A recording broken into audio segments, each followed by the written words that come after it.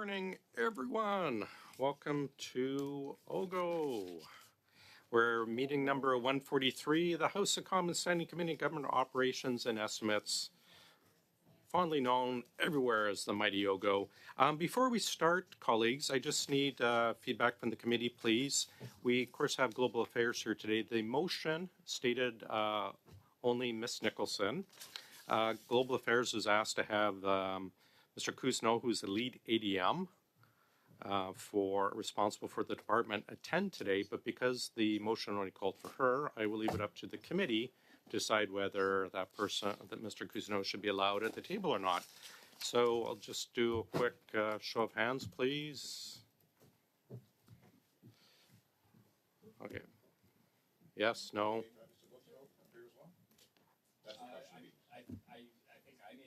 To have Ms. Nicholson appear, and I think I don't see. We've already had Mr. Simple yes Cousineau. or no. Sorry. Yes or no for Mr. Cousineau to be. No, I'm okay with Okay. just Ms. Nicholson joining us. Okay. The ayes have it. Mr. Cousineau, you're welcome to join us.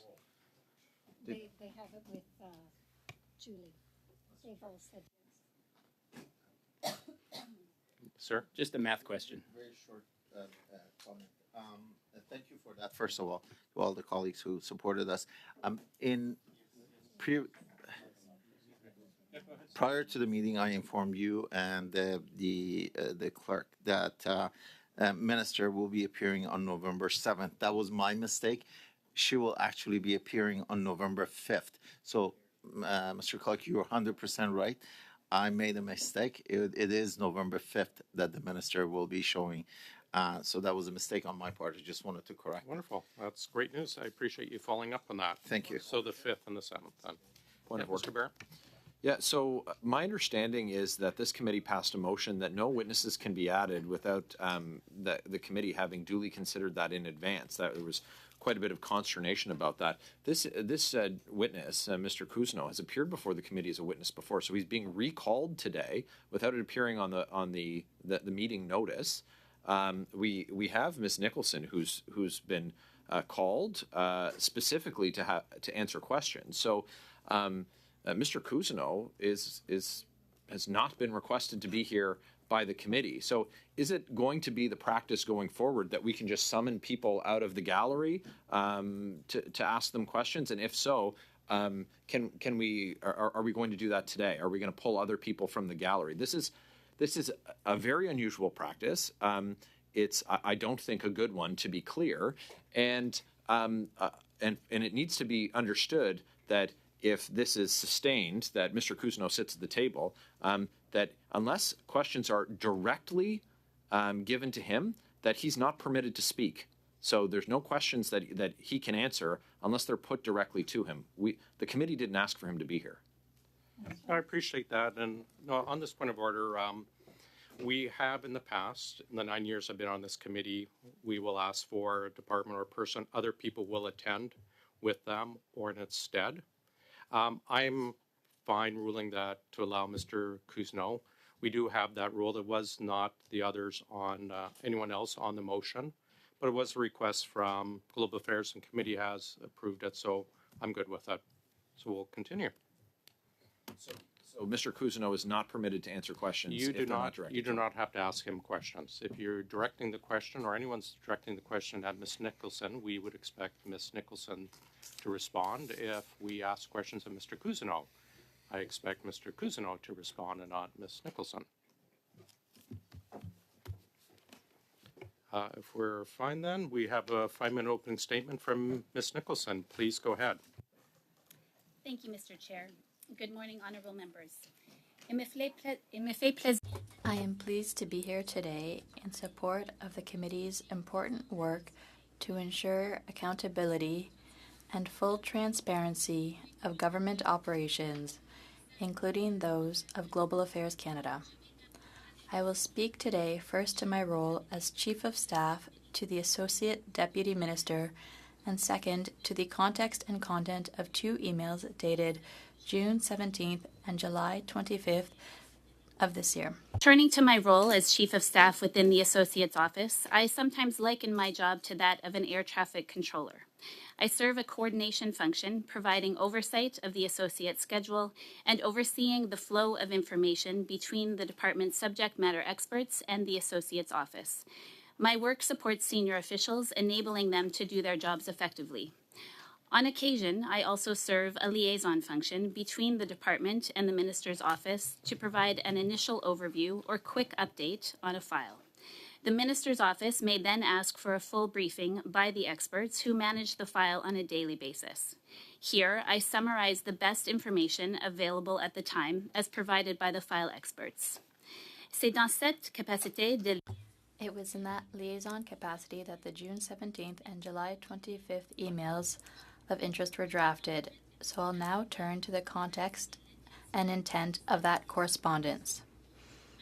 14th, 2024, the Minister's Office requested information on the department's decision to sell Canada's official residence for the consulate in New York. That request focused on the sale of the property originally purchased in 1961 and sought confirmation that all due policies and procedures had been followed. After gathering information from the subject experts, I provided an initial overview response on June 17th. The intent of that email was to clarify and explain why the department was selling the official residence, communicate that all proper policies had been adhered to, including confirmation that the head of mission was aware of the process as per standard departmental practice. The email summarized the information provided by the subject leads at the time of the request. Une phrase dans One sentence in the summary of this full-page response focused on the sale of the official residence did not clearly differentiate between the role of the mission employees and the role of the head of mission, the Consul General.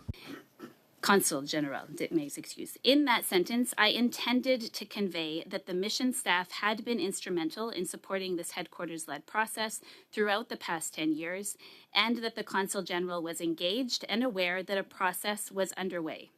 In that same sentence, again drafted in the context of responding to the questions about the sale of the current residence, the word green light was intended to communicate that the Consul General was aware of and prepared to accommodate the department's plan to proceed with identifying a replacement property. The email did not state that the Consul General was involved in the decision-making process, exercised influence, or signed for any transactions related to the process. In hindsight, more precise language could have been used to avoid any misunderstanding. That clarification was provided on July 25th. As the detailed email on July 25th clearly shows, the consul was not part of the approval for this overall process, the selection of a replacement property, or of the property purchase. The consul was only shown the property selected to replace the official residence after the bid to purchase was already accepted. In conclusion, the detailed study and examination of records related to this file demonstrated that all correct policies and procedures were followed throughout this process, with the end result being to relocate the residence to a smaller, more cost-effective property. Je suis prête à répondre. I look forward to clarifying any remaining questions that the committee may have on this correspondence to ensure full transparency on this matter. Thank you, Mr. Chair. Thank you very much. We'll start our opening round with Mr. Barrett for 6 minutes, please. Ms. Nicholson, you understand that in your testimony today that it's expected that though you haven't sworn an oath that your answers will be fulsome and truthful? Yes, Mr. Chair, I do. You sent an email to Minister Jolie's Chief of Staff on June 17th, and you said both CNGNY, HOM. Can you just give those acronyms for us quickly?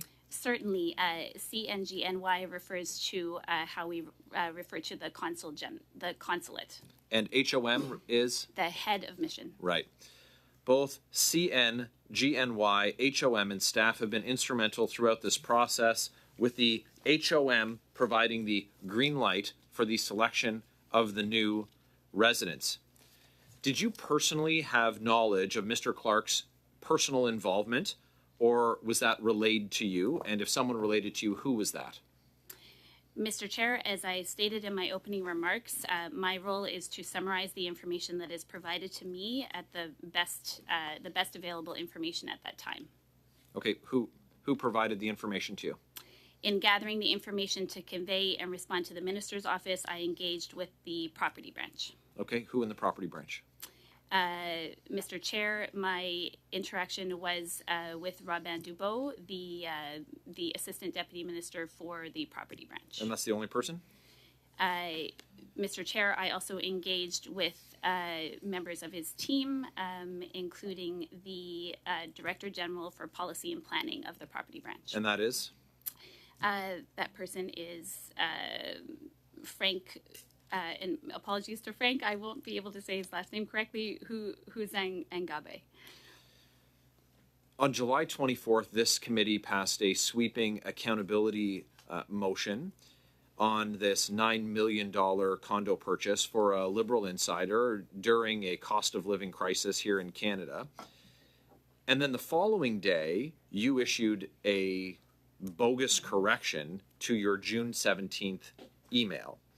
And in that correction, you say that neither the head of mission was, and you say PRNMY nor CNGNY was part of the selection or approval process for the overall process or the property purchase. And so just so we're clear, you wrote this email that I'm referring to from July 25th, 2024, and you wrote the email that I previously referenced on June 17th, 2024. Those, I accurately quoted you in both?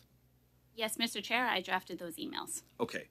So in the first email, ma'am, you say both CNGNY, HOM, and staff have been instrumental throughout the process, with the HOM providing the green light for the selection of the new residents. That's not a typo. It's not a comma instead of a semicolon. That's very deliberate language. You're the head of mission providing the green light. Who instructed you to issue the correction that you issued on the 25th, the day after the motion was passed by the committee? Mr. Chair, no one instructed me to make a correction.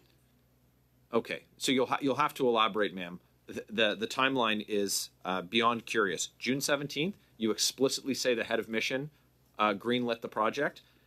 July 24th, the committee issues the invitation for Mr. Clark to appear, and the next day, you suddenly your mind is cast back more than a month to issue a correction to the email that you sent, just of your own volition.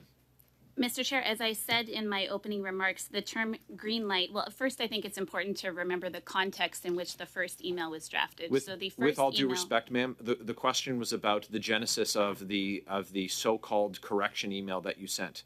Did you do this entirely of your own undertaking without discussion, consultation, or instruction with anyone? Mr. Chair, as I mentioned in my opening remarks, I work with the best available information provided at the time. After issuing the initial June 15th or 17th email that was, as I mentioned, an initial overview, the Office of the Associate requested the leads to go through and pull together a more detailed chronology of events. And once that information was available, I relayed that information to the minister's office. No one asked me to correct anything. I relayed the best available information that was presented to me at the time. Who told you that Mr. Clark was not involved? Mr. Chair, the records from the property branch demonstrated that the Consul General was aware of the process, but not involved or in a decision-making role. Yeah, I've got to tell you that's quite the reversal. You effectively swallowed yourself whole in this correction that you issued within a day of this committee having Mr. Clark ordering him to appear. And I'm just going to quote you back to yourself. The head of mission providing the green light for the selection of the new residents. That was based on the best available information that was provided to you at the time, but the information that you received a month later, a day after this committee passed the motion, is a complete reversal of that. Will you table for this committee all correspondence, written, electronic, or otherwise, related to this issue, and specifically to the July 25th subject matter that you write on? Mr. Chair, of course, I'm happy to provide Thank you very any much. material that would be useful. Thank you. And our committee has passed a motion. We require any requested documents within 3 weeks, 3 calendar weeks, not business weeks. We will now go to Mr. Jouari for 6 minutes, please. Thank you, Mr. Chair.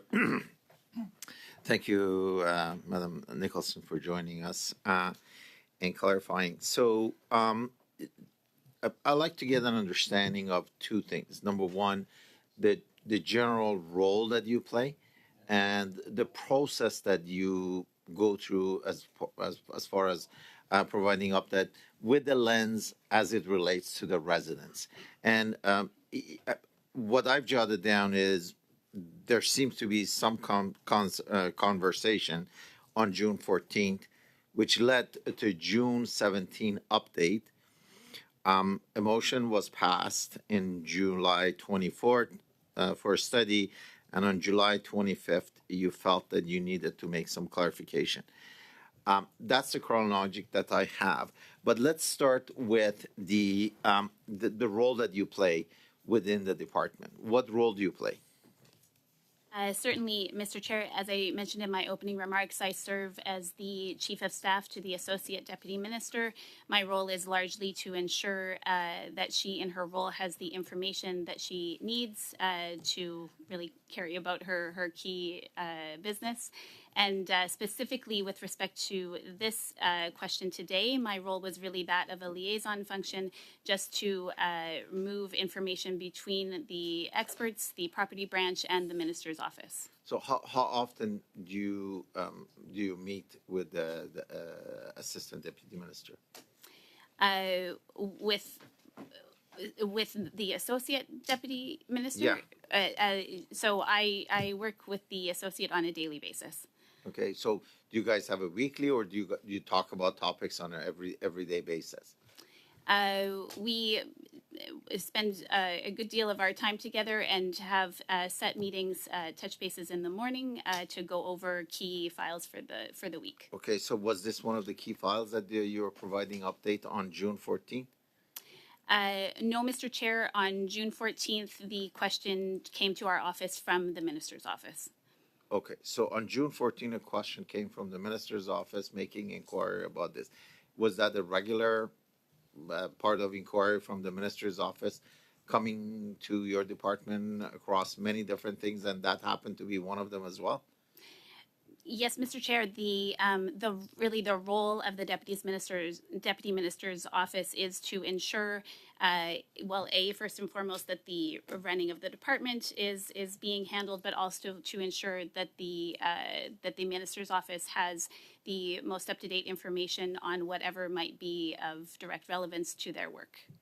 Okay, it looks like a complex structure the way you kind of depicted it by going across. Can you talk about the organization that exists in GAC, and how does your department fits into it? Certainly, the department is organized under 4 deputy ministers, a deputy minister of foreign affairs, a deputy minister of international trade, and a deputy minister of international development. The associate deputy minister primarily supports that of the deputy minister of foreign affairs.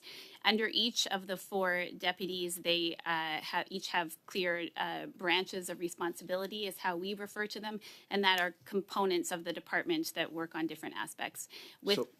So this was under the Foreign Affairs Ministry, correct? So we had international development, and we had... The role that I serve, if it's helpful, is under the Associate Deputy Minister for Foreign Affairs. And that role largely looks at the corporate matters, and it is in that capacity that a question of property would come to our office. Okay, so a question of property came as part of a regular process, and you provided an update on June 17th, correct? Yes. And that update, you're saying you act as a liaison, and you brought a source of information. You highlighted whom you reached out to get the information. And on July 25th, almost a month and so after, you felt that there was a need for an update. In your response to my colleague MP Barrett, you talked about Office of Associate made a request and you prepared. What is the Office of Associate? So the and apologies for any confusion there. The official title of the person that I serve, her role is the Associate Deputy Minister for Foreign Affairs. So when I say the Office of the Associate, I'm referring to our office, and it's just to clarify, if helpful. While the timing may be such that an email was officially hit send on July 25th, that process of gathering that information had been in the works for some time. The associate, after June 17th, had requested of the leads to compile a full summary and chronology of events with respect to this process. This multi-year process was quite complex because it took place over the span of 10 years, which was 8 years prior to the current head of missions arrival. So it's more a coincidence, as you're stating it, that on July 25th, that email came up. That email started. The work on that email started way back, which is in June 17th. Okay, thank you, Mr. Chair. Thank you, sir. Mrs. Vignola, please. Merci beaucoup, monsieur. Thank you very much, Mr. Chair. Ms. Nicholson, I'll give you a moment to put your earpiece on. I don't think that my headpiece is working correctly, and just pour être sûr que je peux comprendre. Just to be sure that I can understand all of the questions in French, it would be helpful to have someone help me. Un instant, We'll just les freeze the clock techniciens for vont aller 15 vérifier. seconds. I think we have the same issue with both.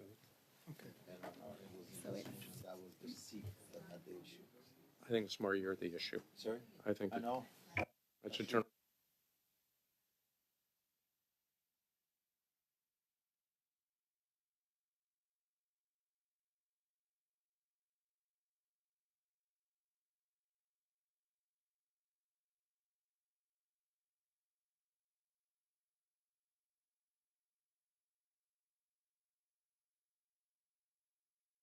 Donc, nous sommes à So we are in Ottawa on this beautiful day. It was foggy this morning.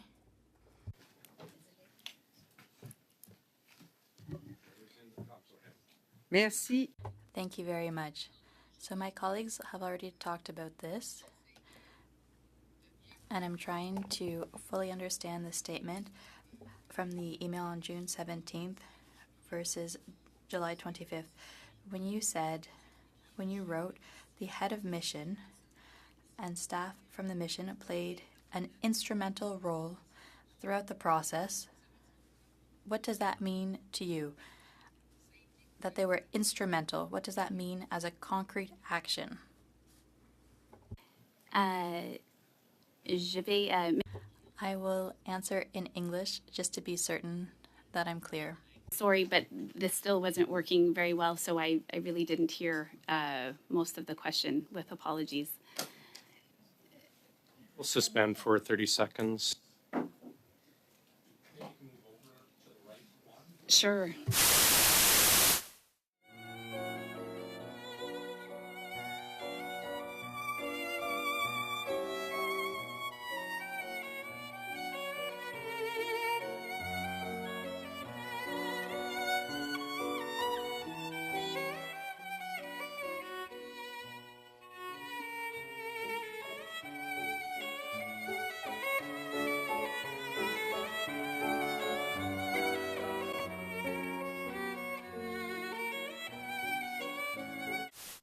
Donc, je vais reposer. So I will ask my question again. In the email from June 17th, 2024, it was written that the head of mission and staff from the mission played an instrumental role throughout the process, and that the head of mission approved the selection of the new residents. First question, to you, what is it to play an instrumental role concretely in terms of actions? What does that mean? And when you wrote that the head of mission approved the selection of the new residents, greenlit, is that approval a real approval, or is it just an administrative requirement without it really being him who makes the final decision? Thank you. Thank you, Mr. Chair. Yes, and I appreciate the opportunity to clarify. With respect to instrumental, what was meant to be communicated, and as far as the role of the mission staff, what was communicated to me is the mission staff, for example, had been instrumental in assisting with engaging a broker or realtor on the ground, had accompanied the property team to the 21 different site visits, and had been involved in the process throughout the over, as I said, 10 years. In order to provide a more fulsome response to that question, I would need to refer you to my colleague Stéphane Cousineau, who is more familiar with the processes. But what was communicated to me was that the mission staff had been involved in supporting the staff. Merci. Thank you. I'll talk about mission staff again, but the email also refers to the head of mission. So what are the concrete actions that the head of mission took and that show that he played an instrumental role? Thank you, Mr. Chair. And again, as I stated in my opening remarks, that email should have been drafted more clearly. It should have said and read that the head of mission was aware of the process, and the staff were instrumental. And apologies for the confusion that made. Again, this was a transitory email that was meant as a quick update, a placeholder to the chief of staff in initial response to his question that was focused primarily on understanding the rationale and the business case for the department's decision to sell. Merci. La seconde. Thank you. Second question was the head of mission greenlit the selection of the new residence.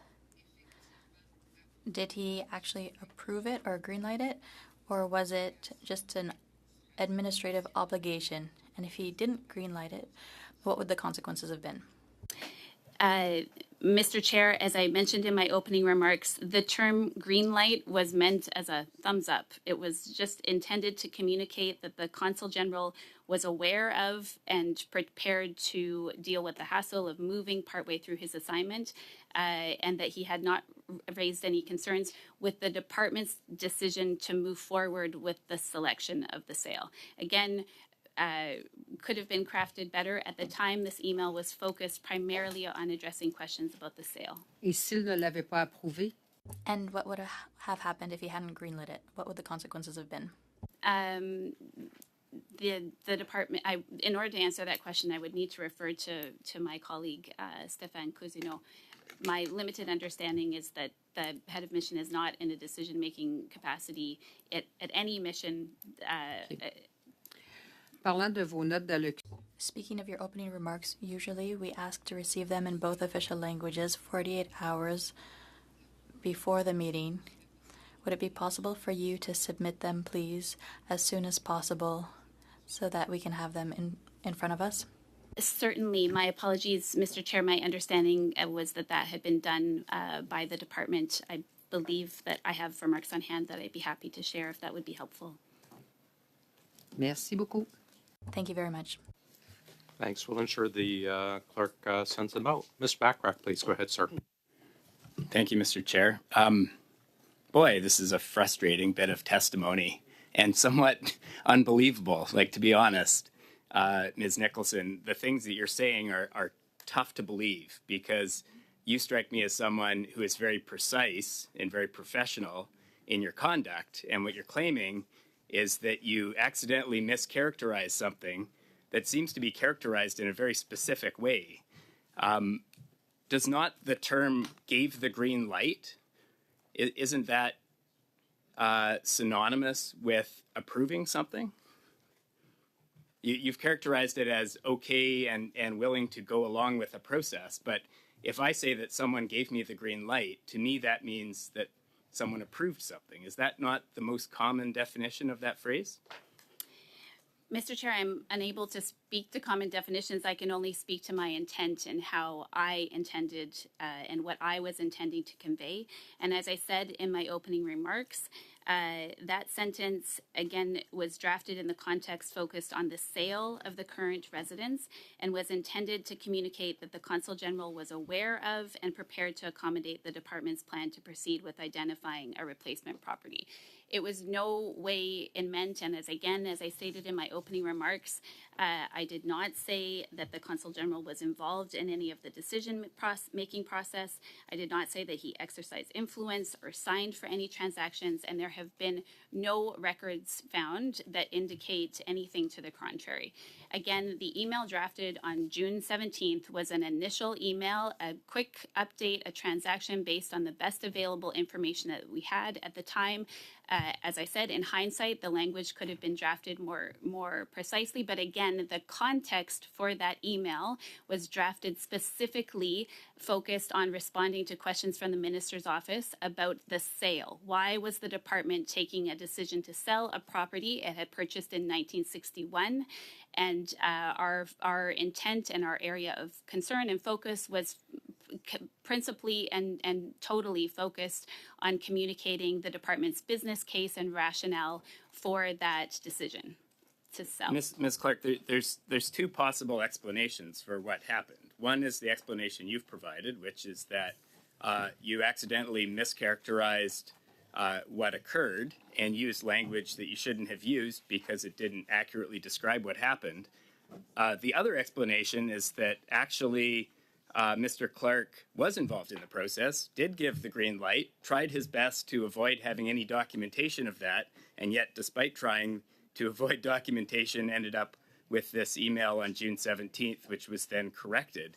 Like, for a member of the public who's watching this testimony and trying to decide which of those explanations is the most likely, like, you have to forgive people who think that the most likely explanation is the simplest one, which is that actually the language you used in the June 17th email, giving the green light, have been instrumental, was an accurate reflection of his role in the process. Like, how do you explain to reasonable people that are watching this testimony and thinking, it seems like maybe something occurred that shouldn't have occurred?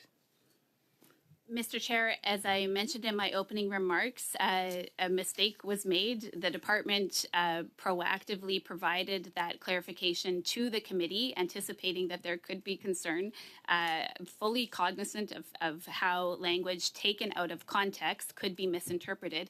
And that's why I'm here today to convey and to clarify the context within which that first email was drafted, to clearly state that there was no request by anyone to ask me to make a correction. What the information that was provided on July 25th was pulled together over a process of the property team going through and clearly putting a more detailed explanation together. And that explanation was provided to the minister's office on July 25th. I asked Mr. Clark at his previous appearance how he was notified that the process was occurring and whether he could provide documentation of that notification. And he said there was no documentation. It was all done verbally.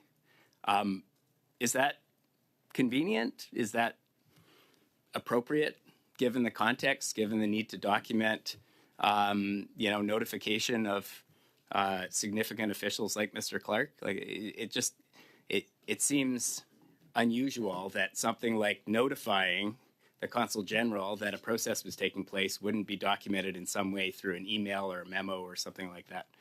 It seems to kind of play into this pattern that we're seeing, which is that he actually had a more involved role than he said he had, and just none of it was supposed to be documented, because if he was that involved, it wouldn't have been following the department's procedures. Why wasn't it documented when he was notified of the process?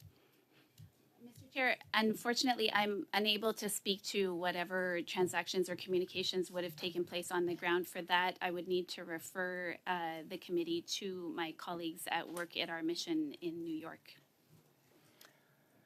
Mr. Chair, do I have more time? 30 seconds. Okay.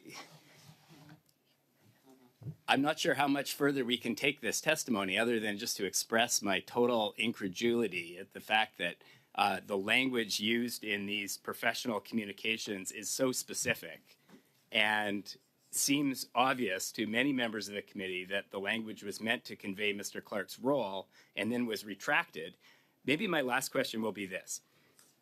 If, hypothetically, Mr. Clark had been involved and had given the green light, which constitutes approval of the process, if that had all occurred as articulated in your June 17th email, would that have been inappropriate? I'm afraid there's not enough time for a response, but perhaps on your next round or perhaps in writing. We'll now go to our second round. We'll start with Mrs. Kusi, please. Thank you, Chair.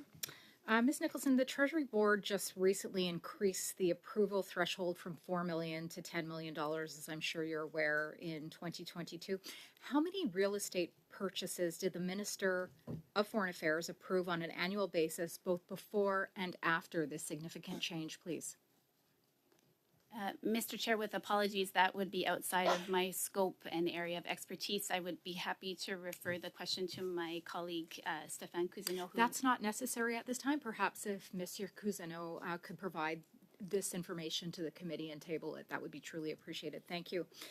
Minister Joly was appointed as the Minister of Foreign Affairs in late 2021, and it seems shortly after this, the threshold was then increased by $6 million. And now the minister suddenly is not required to approve of these costly real estate purchases. And yet the following year, Tom Clark is appointed as Consul General of New York, and immediately after this, work is underway to provide him with a new luxury apartment on Billionaires Row. Does this timing not seem a little suspect to you and seem to the point that things perfectly lined up to allow Mr. Clark to have this new luxury apartment? Mr. Chair, I can really only speak today to my role in this process, which is limited to these two emails that have been presented to the committee. What I can say from my understanding is that this process, I believe, spanned over 10 years, was initiated in 2014, which was 8 years prior to the current head of missions arrival in New York. According to an ATIP the National Post received, it states that you emailed an executive in the department that the branch in charge of the purchase failed to mention the apartment was on Billionaires Row. I believe this is Monsieur Cousineau's branch. Why did you personally think that it was important for the minister to know that this was located on Billionaires Row? Why did that stand out to you to mention to her? Mr. Chair, my summary in that email to the Deputy Minister who was acting for the Associate over that weekend was very much to convey the background and all information to ensure that he had the most detailed information to make decisions on the file. What I intended in drafting that email was simply a summary of events that had taken place to that date. Right. In your introduction, Ms. Nicholson, you indicated that you prioritize issues for the minister. You provide a summary of issues to the minister. What is the title and name of your counterpart with the minister, please? If I understand correctly, Mr. Chair, if the honourable member is asking for the name of the Chief of Staff in the minister's office? That's correct, yes. Who do you have these daily conversations with, please? Oh, with apologies, that was I was speaking to the role of the Associate Deputy Minister. My daily conversations are with the Associate Deputy Minister, who is my boss. Okay, pardon me, but your counterpart that you have these or bring up points of interest to the minister, who do these occur with? If I understand correctly, the question, Mr. Chair, in conveying information to the minister's office, that largely goes from our floor to our liaison unit. Okay, I'm going to go to the process then, Ms. Nicholson. What criteria do you personally use to bring something forward to the minister? You said you provide, you prioritize issues and you provide summaries. What information, what flags you personally that something has to be brought to the attention of the minister? Mr. Chair, the majority of the work that I do in summarizing or prioritizing are areas that the leads within the department, the branches, bring forward to my associate and identify as priorities within the department or that might be of interest or of need to update in the minister's office. I have never personally identified a priority for the minister. Okay. How does the minister then flag decisions that are of importance to her? Mr. Chair, the minister And again, my involvement with this is quite limited, my direct involvement, but my understanding of the process is that the minister conveys to her staff what her priorities are, and those come down to our department via the, we call them a liaison unit that works between the minister's office and the deputy's office. Did the minister's office ask you to send the July 25th correction? The minister's office, Mr. Chair, did not ask me to send any correction ever. Thank you very much, Mr. Chair. Thanks. Mr. Baines, please. Thank you, Mr. Chair, and thank you to our witnesses for joining us today. Madam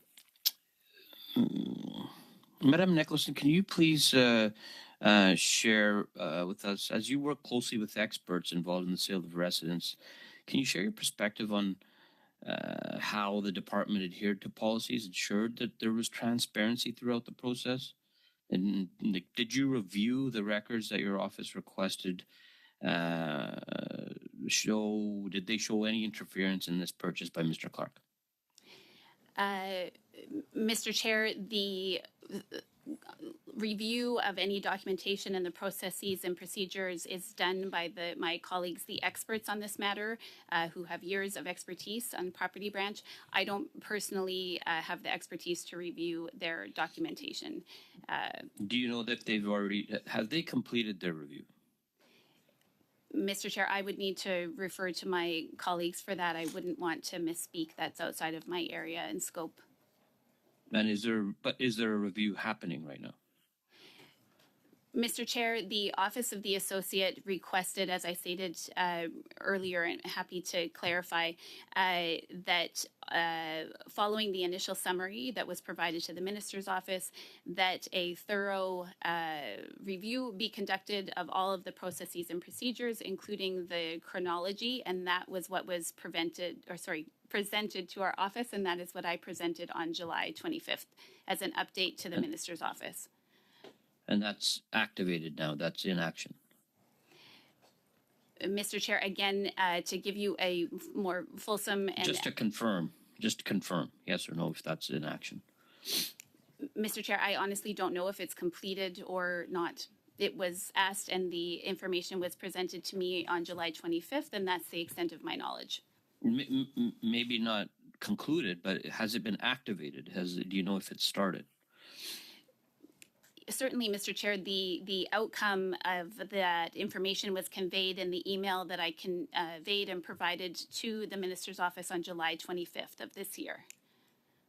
Okay, what mechanisms are in place to avoid political interference and purchase of any real property by Global Affairs Canada?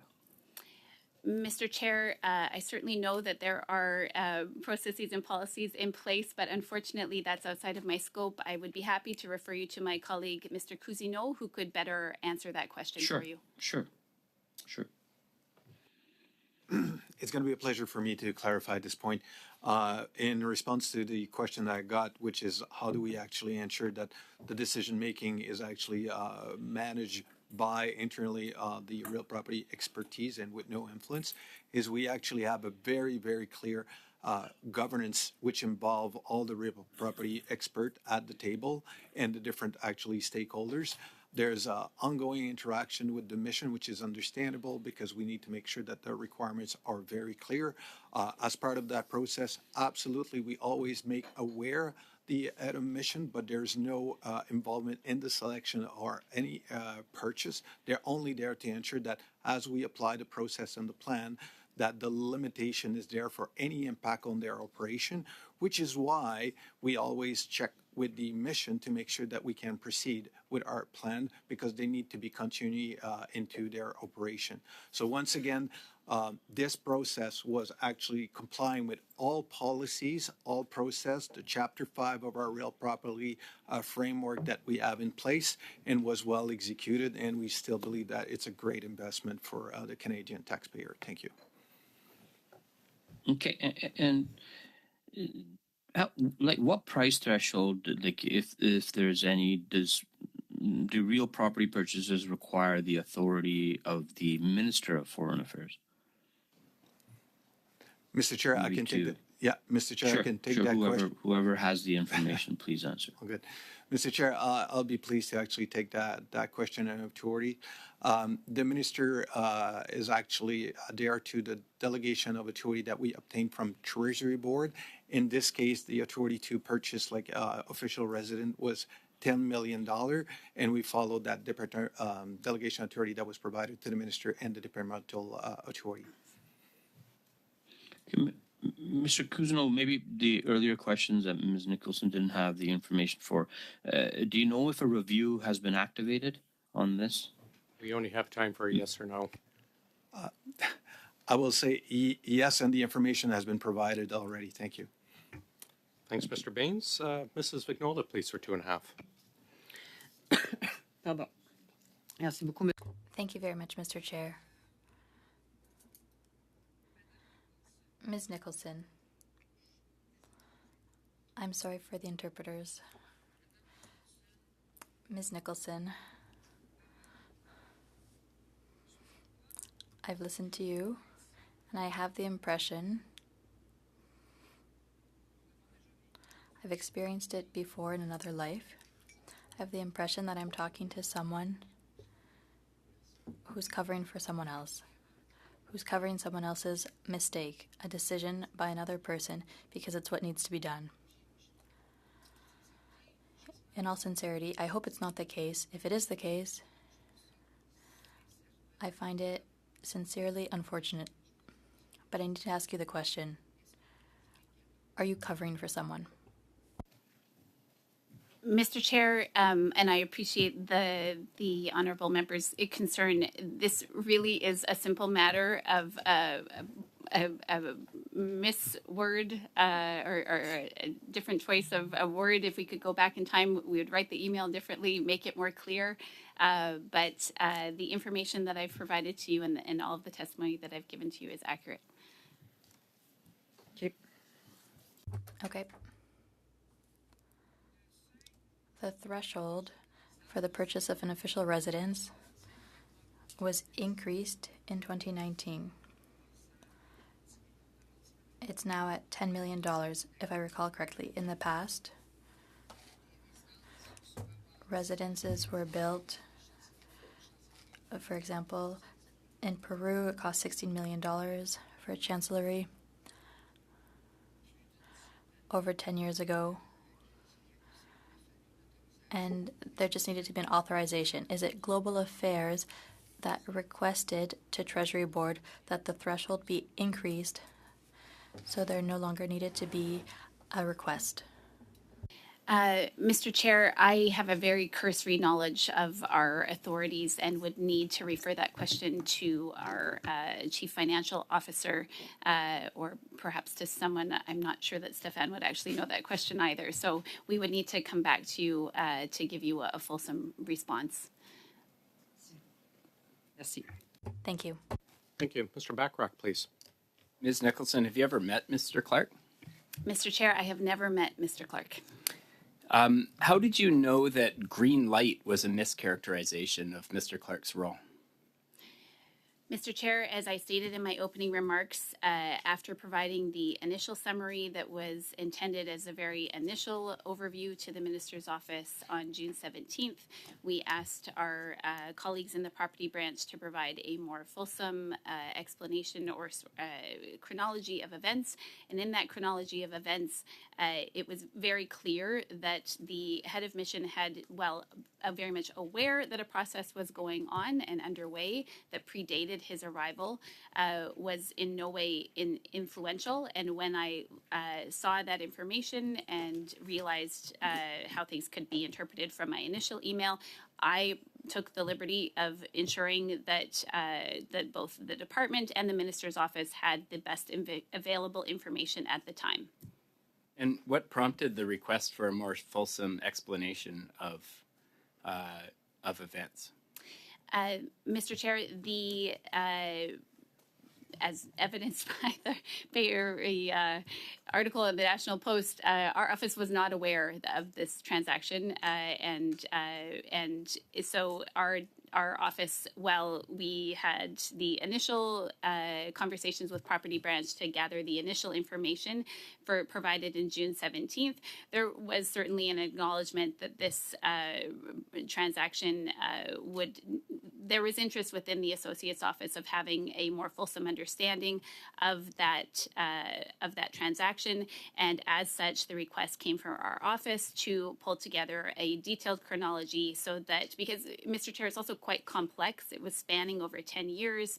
It involved numerous decision points, and so for our office to have a clear understanding of what exactly had happened from start to finish, we requested to have that information put forward to us, and once we had it ready, we relayed that to the minister's office. It just happened to be on July 25th. I looked up the definition of the term green light, and the most common North American definition is to give permission to go ahead with. Now, if Mr. Clark had given permission to go ahead with the purchase, would that have been inappropriate? Mr. Chair, I would need to relay that that question to that. I would be giving you my notional understanding, which would be probably inaccurate. So I would refer the question to my colleague Stéphane Cousineau, if that would be acceptable. There's only time for a very brief answer, please. Mr. Chair, I just want to clarify the reality of what the consult was approving, which is essentially ensuring that his operation was not impacting, and we wanted to make sure that the plan was fine for his operation, no impact, and he was actually approving the process of proceeding, not the purchase of the actual new residence. Mr. Clark was I'm afraid not. that's all we have time for. Mrs. Block, please. Thank you very much, Chair. Ms. Nicholson, I join my colleagues in expressing a deep skepticism in regards to the explanation that you have provided this committee today. I want to go back to a response you gave in regards to a question that was asked today. In response to the question about who asked for the update email sent on July 25th, you stated that it was the Office of the Associate that requested it. Is that correct?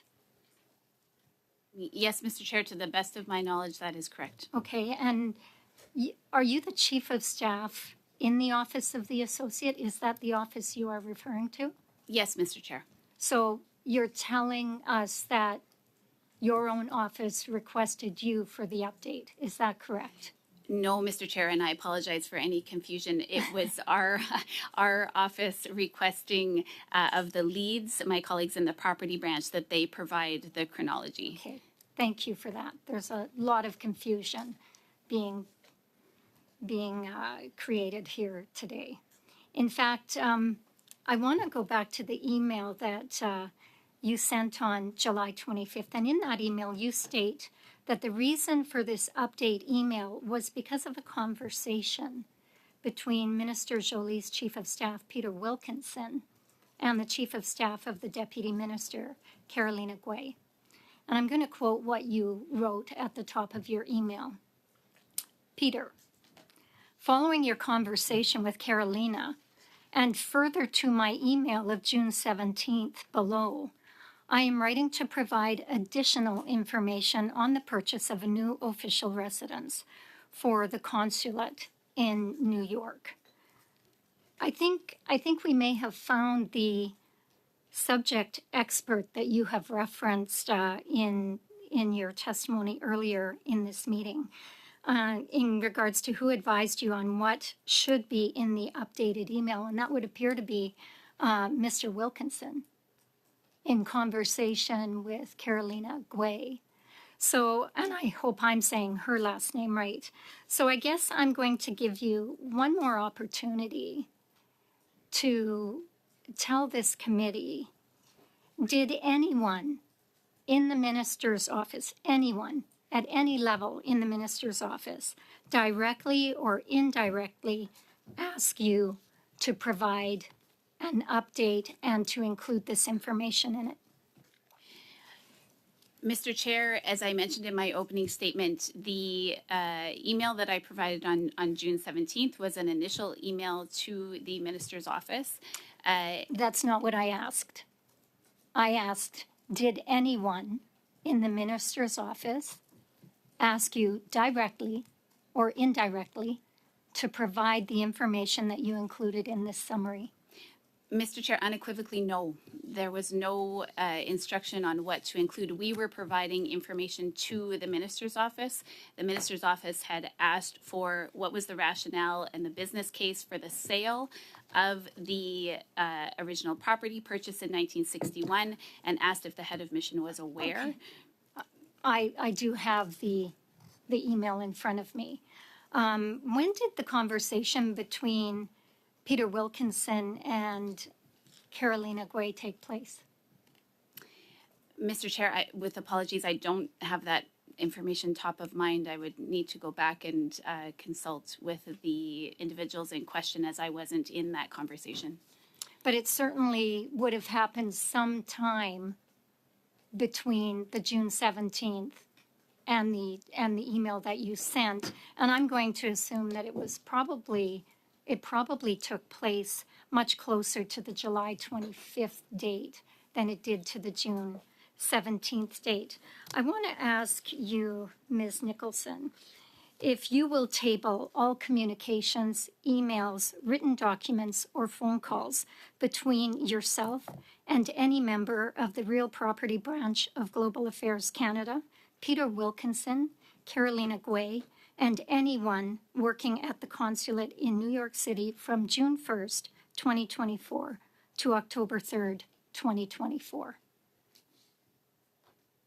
Mr. Chair, if that's within the purview of the committee, I'm more than happy to provide whatever the committee needs to do its work. And I can assure you it absolutely is within the purview of a standing committee to ask a witness to do that. Thank you. Great. Thank you very much. Mr. Sousa, please. Thank you for appearing before us, and thank you for your composure. I know this is not always an easy task, and you're doing a phenomenal job, and you know you are under oath. Madam Nicholson, did you make the decision to buy this property? Mr. Chair, I did not make the decision to buy this property. In the correspondence that you wrote, did that indicate that you that someone had agreed to purchase the property? Or was that, like, is that a correction, or are you trying to clarify what has taken place? Mr. Chair, if I'm not totally sure I understand the question. Are you talking about in your subsequent email? I've heard the term that you've been correcting the record. Are you correcting the record? Or are you clarifying what took place? Mr. Chair, that is in fact a better use of words. The July 25th email was, as evidenced by the length of the email, far more thorough, far more comprehensive in its coverage, and was based on the information available at the time.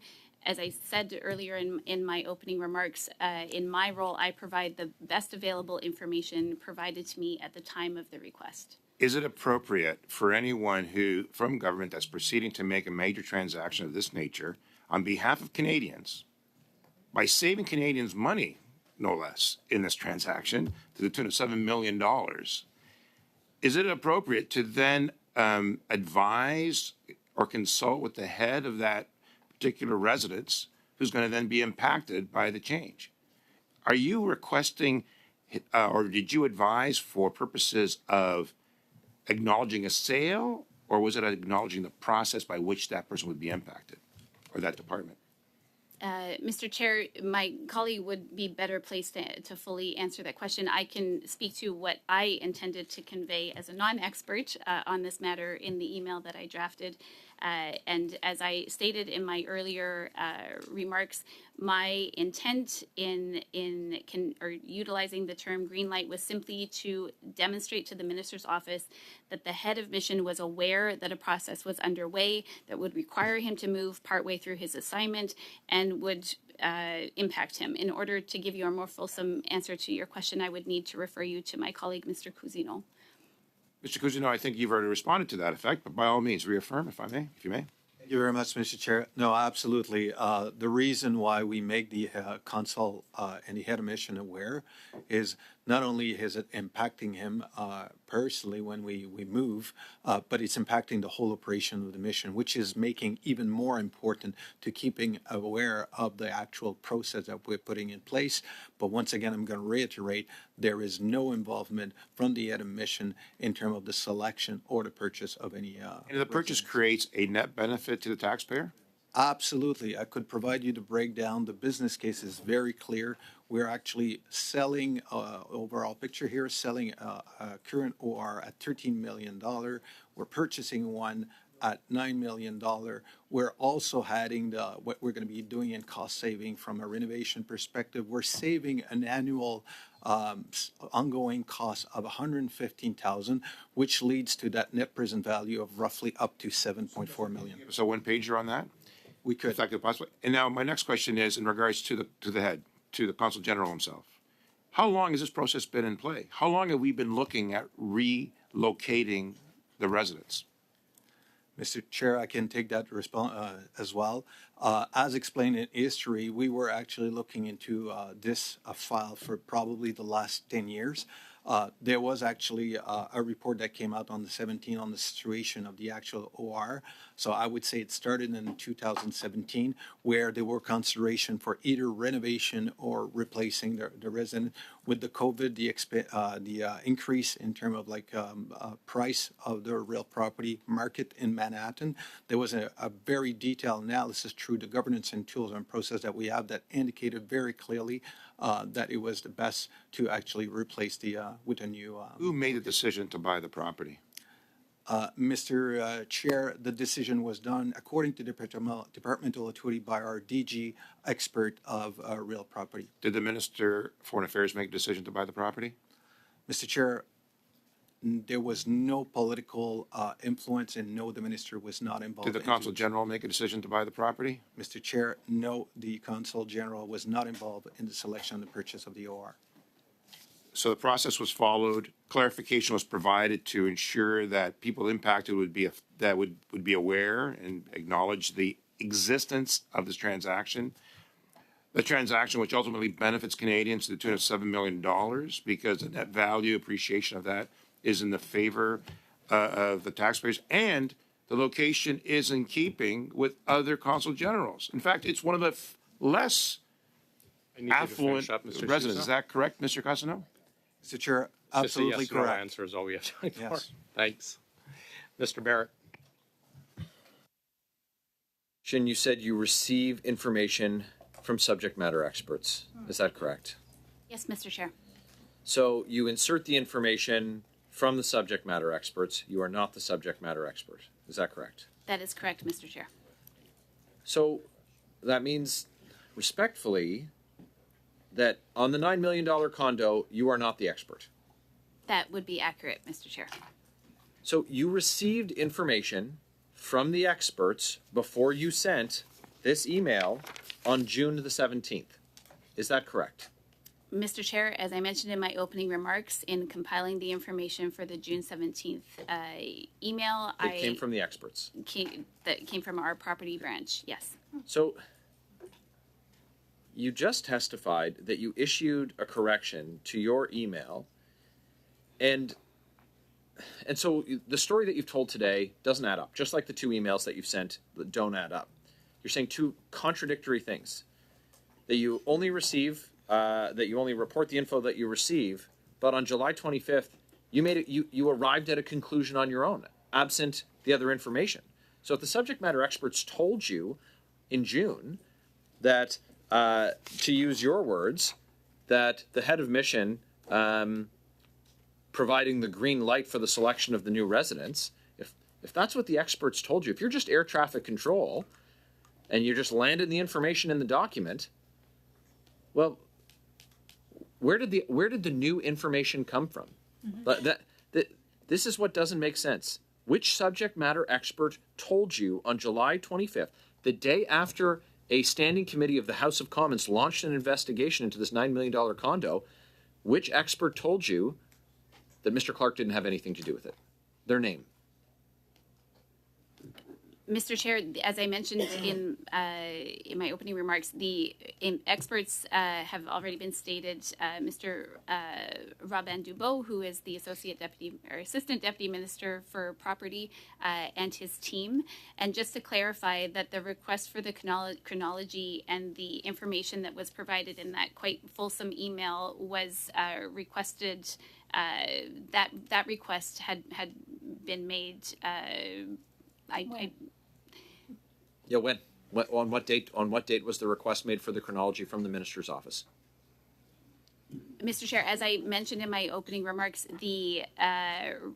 following the initial information that was provided to the minister's office on June 17th, the Office of the Associate engaged with my colleagues in Property Branch and asked them to pull together the more fulsome explanation. Ma'am, what date did you get the request?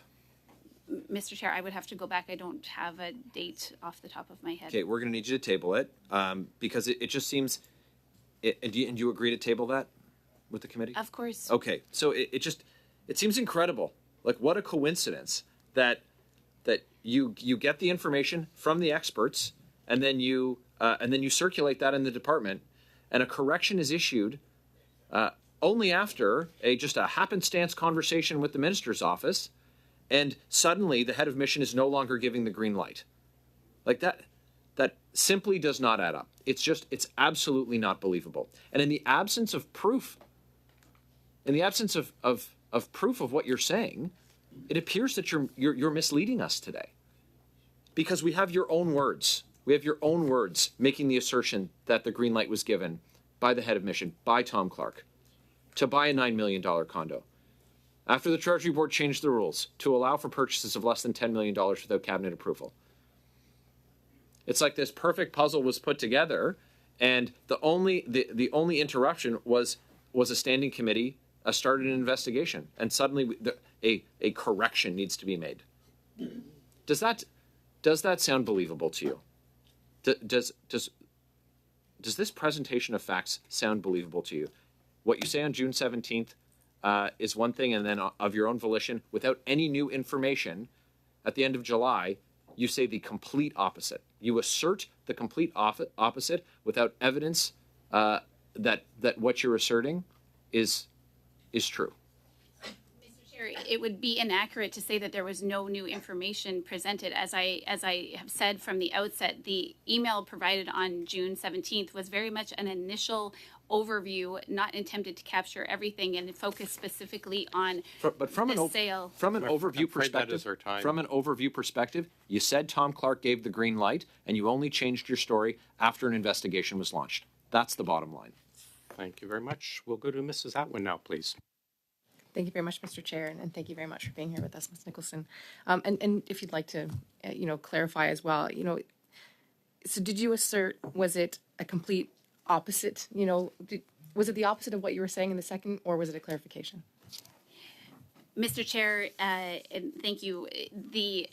As said, the information provided on July 25th was very much a more fulsome business case, a more fulsome explanation that was put together by the leads to provide a detailed chronology. There was no as stated, and appreciate being here to clarify the words that I drafted, because of course, taken out of context, any snapshot moment in time can be misconstrued to be viewed as something else.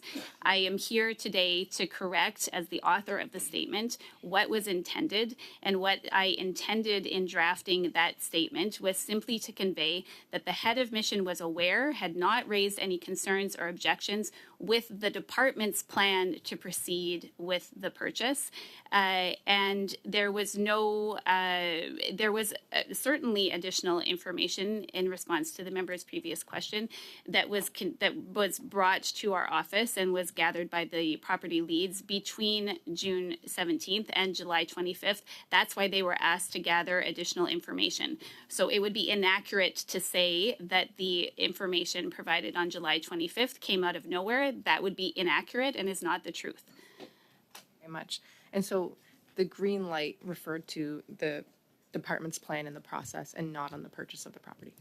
Certainly, Mr. Chair, the information conveyed to me was that the head of mission was giving the green light for the plan of the plan. He was not green lighting the plan. Okay, thank you. And recent media reports indicate that senior officials were not informed of this purchase. Is this a gap? Is there a way to address this? Should they have been informed? Mr. Chair, certainly it's always in the department's best interest to have as much of key information conveyed to the deputy's office as possible. With the scope of the department and the areas and issues that we navigate, it's not always possible. As stated in that article, the department has certainly taken steps, including the request from the Associate's office to Property Branch to ensure that key real estate transactions are brought to the Associate's attention. Thank you very much. And Mr. Cousineau, while you're here with us as well, the media also often calls the new location for the official residence Billionaires Row. Why didn't you bring this nickname to your management's attention? Mr. Chair, thank you very much. I know like this branding that's been actually done by that market and kind of raised like some question, but I want to reiterate that when the purchase was done and we've investigated like 21 property, when that one came out, it was actually in the district of Midtown in a very old heritage building that was built in the 50s. I think that the branding is done because of some surrounding high skyscraper that are very nearby. So it's in the same area, but it's not within the same building, which is why I suspect that there was not a lot of attention paid to it until it was raised up. So I think, could we have paid a little bit more attention to that branding? Maybe, but frankly, what I think that the investment that we're doing, the purchase was done in this old heritage building, was the right one to do, and it's going to be benefiting the taxpayer moving forward. Thank you very much. Thank you. And on that, you mentioned in your last appearance that ongoing savings from this transaction, including how leaving the co-op model in New York could lead to tax savings under the Vienna Convention. Can you explain that a bit further? Absolutely. I've been talking about this annual ongoing saving that we're going to be doing. First of all, this is related to the fact that the residents who are moving in is a little bit smaller, so the costs of operation are a little bit smaller as well. But also, to your point, the tax, according to the convention that you mentioned, is not it's not excluded in a co-op environment, which we are in right now. But in a condo environment, we are excluded. So that's going to be a big saving for the Canadian taxpayer moving forward. I've got about 15 seconds left, so not much time for a question. But again, I think this is a very high-pressure environment, and I really appreciate your testimony and for the clarifications. I mean, it's very important that we understand exactly what happened here. So I very much appreciate you being here. Thank you. Thanks, Mrs. Atwin. Mrs. Vignola, please. Merci beaucoup. Thank you very much, Mr. Chair. I'd like to put forward the motion that I tabled in committee on Tuesday, October 1st, 2024, regarding the Governor General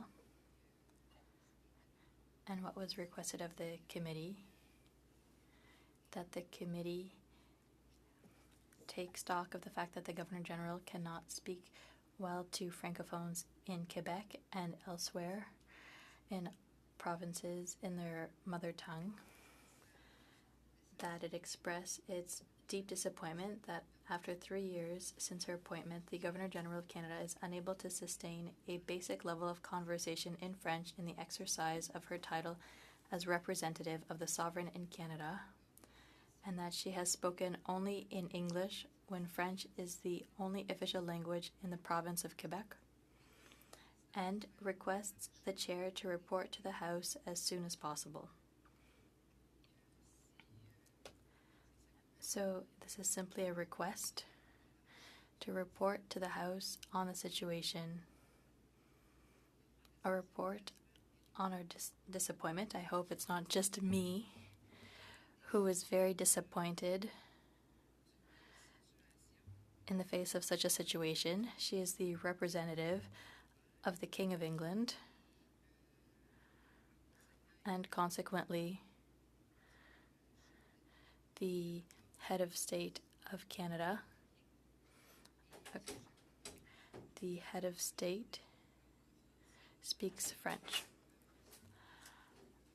The representative is bilingual, but it's possible to be bilingual in many ways. Could have been with Spanish, Mandarin, Portuguese, could have been Danish, Swedish, but nevertheless, the two official languages of Canada are French and English. It's not one of the 3,000 or so languages or thousands of dialects around the world. So it's about respect for francophones in Quebec and the rest of Canada, regardless of whether they believe in or support this sign of the monarchy in Canada. They still need and have the right to be respected in their mother tongue, to see that language be considered as important. So I open debate for my colleagues to be able to express themselves and determine the issue around the vote to bring this report to the House of Commons. Thank you. Mr. Chair, may I suggest we have an NDP, CPC, and LIB left. So if we proceed with those and then go back to debating that motion, would be much appreciated. So we can finish this round and dismiss our witnesses and then go to the... I do understand that the chair has already asked for extra time, so that shouldn't be an issue. Thank you. Je n'y vois. I don't see an issue as long as we come back to this after the round of questions. Well, if you wish to withdraw for now, we can get back to it. We've got resources to about 1:30. I'm supposed to be in the House at 1:12 to finish a speech. I'm hoping we don't delay this much, but we can continue with the rounds if you're fine and get back to it after. We have the two. We have yourself, Mr. Bachrach, and then Conservative and Liberal round, and then we'll resume. Yeah. Okay. Are we fine with that, Mrs. Vignola?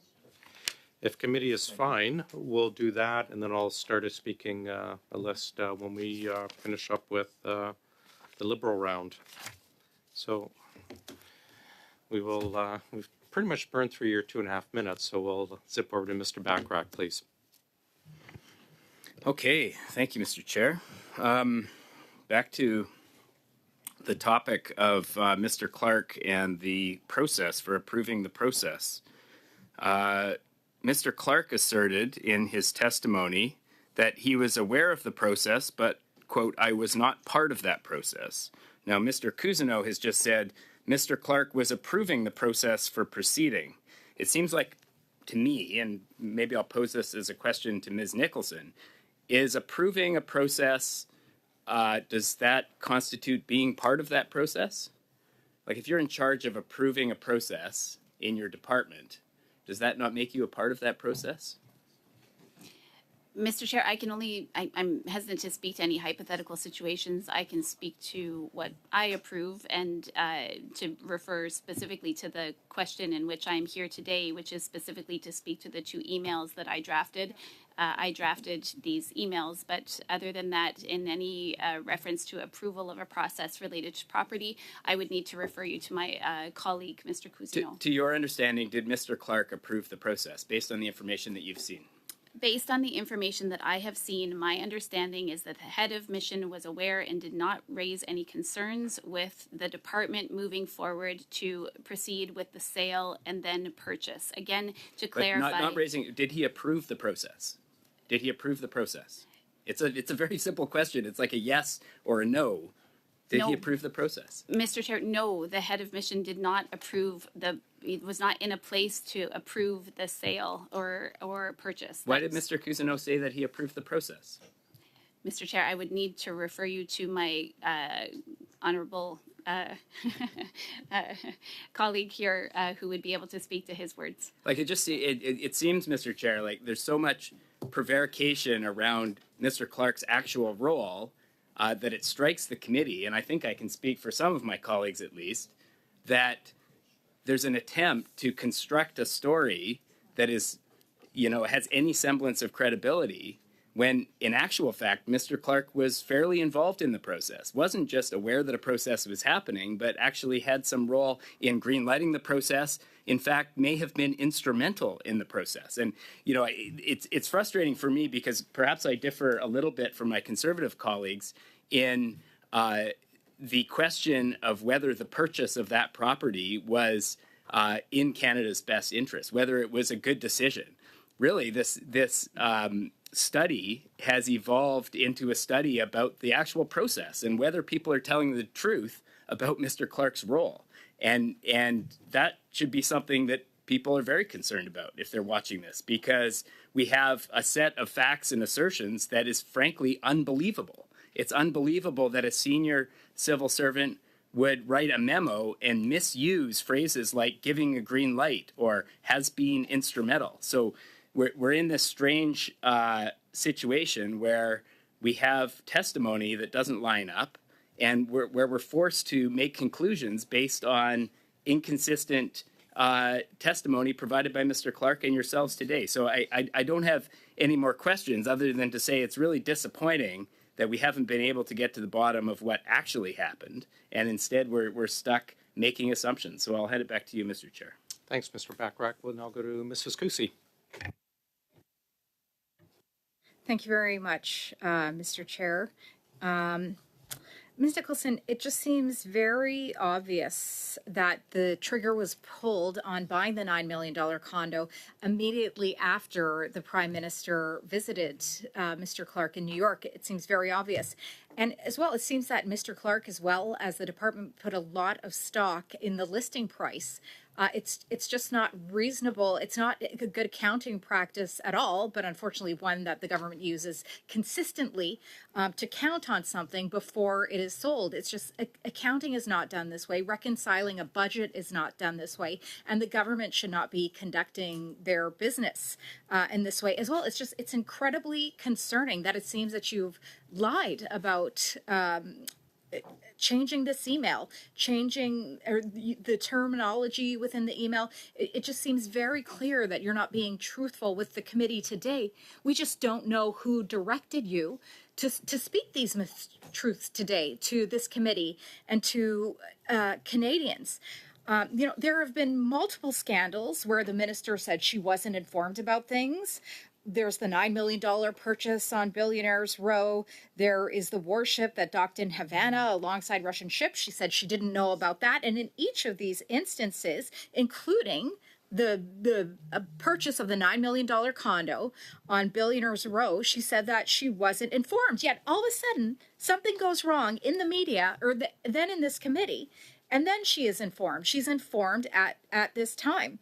So what you're saying today doesn't add up. What the minister is saying doesn't add up. It shows competence or lying. One of the two things. And Canadians expect their minister to know what is going on, and they expect their minister, their government, and the government's officials, no matter at what level, not to lie. So we require more information, Mr. Chair, and with this information that we are not uncovering today, I wish we could say we are uncovering and not uncovering, I would like to move the following motion: that in regards to the committee's ongoing study of the purchase of the new official residence for the Consul General, New York, the committee invite former Chief of Staff to Minister Jolie, Peter Wilkinson, former Chief of Staff of Foreign Affairs, Deputy Minister Carolina Guy, and Property Branch ADM, Robin Dubois, and Director General of Policy and Planning, Frank, I'm not sure if that's Monsieur or Madame, as referred to by the witness here today. But it's clear we're not getting the answers. Certainly.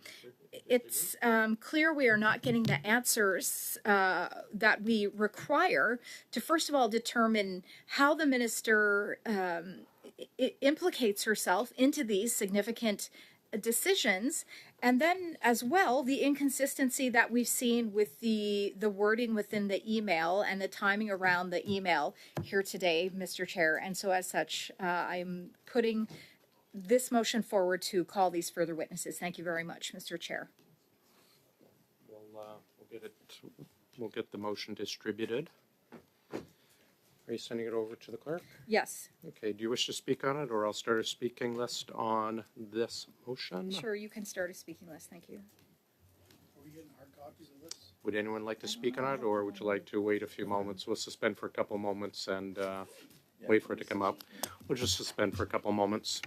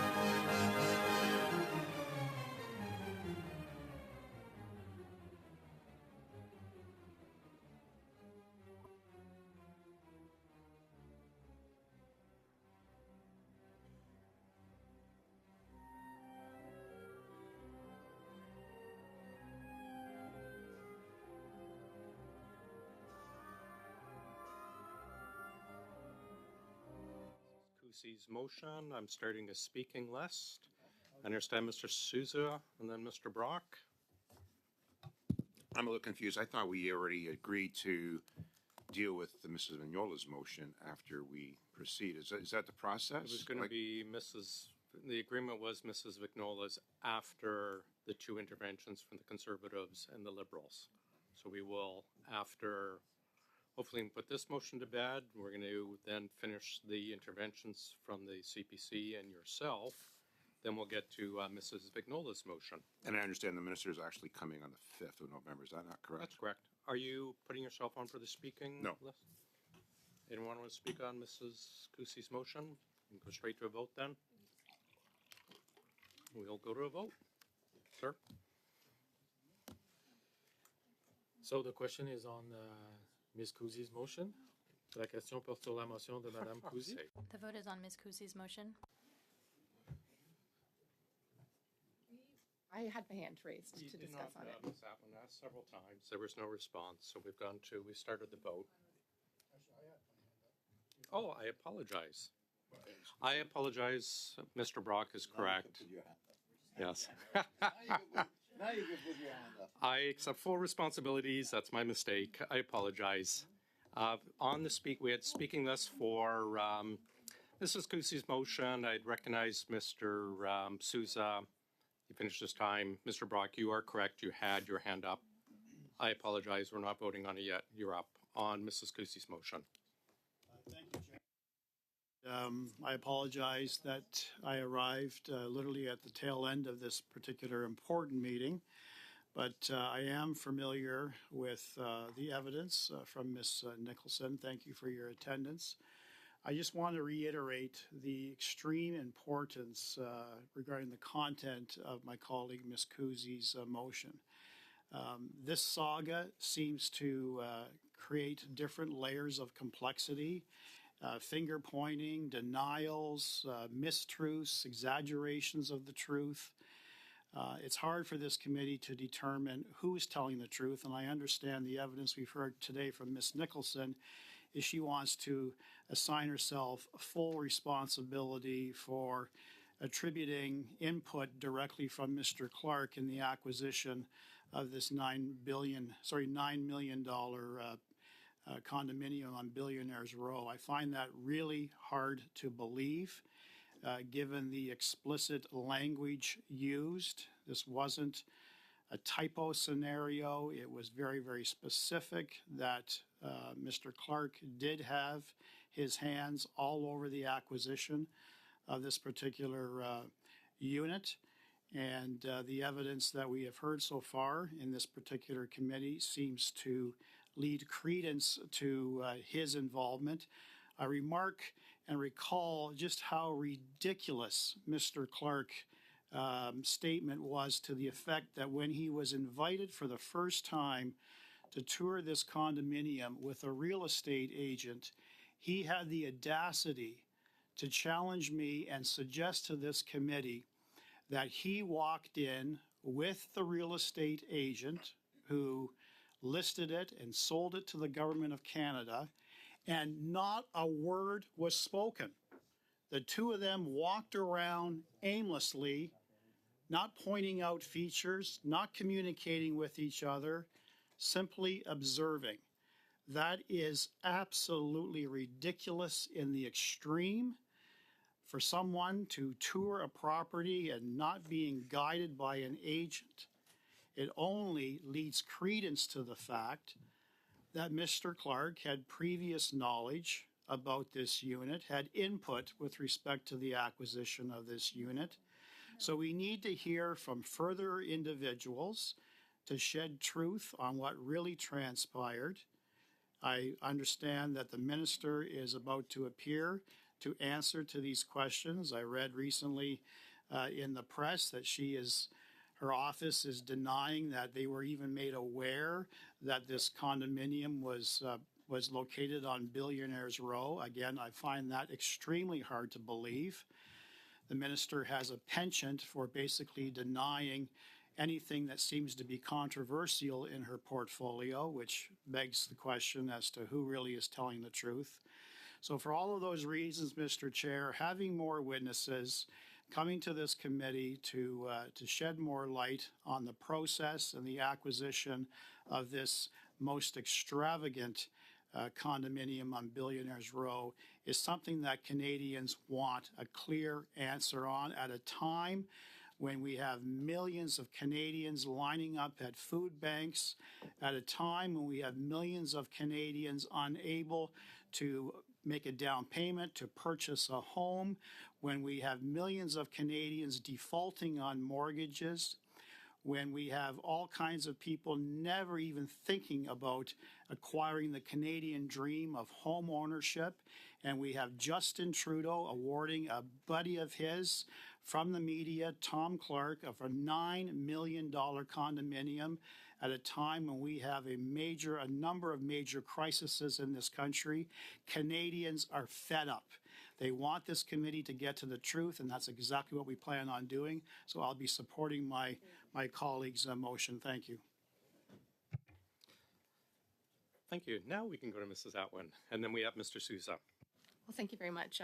I first just want to mention that, with regards to process, that, I think it's taking advantage of Ms. Vignola's goodwill for us to have kind of stayed the conversation around her important motion as well.